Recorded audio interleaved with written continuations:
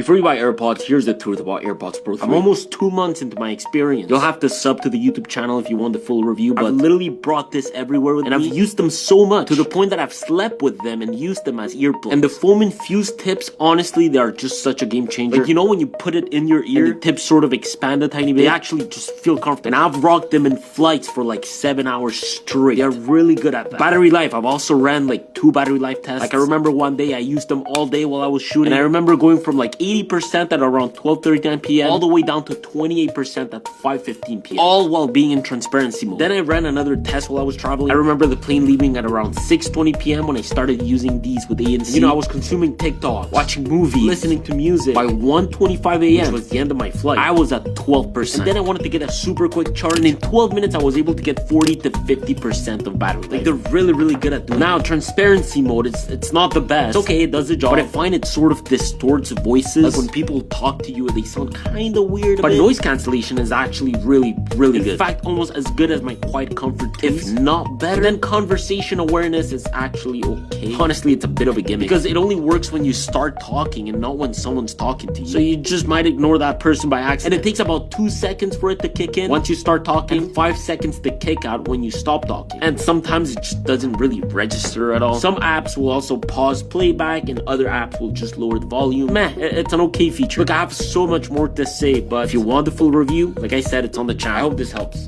Oh, you're still gaming on an iPhone?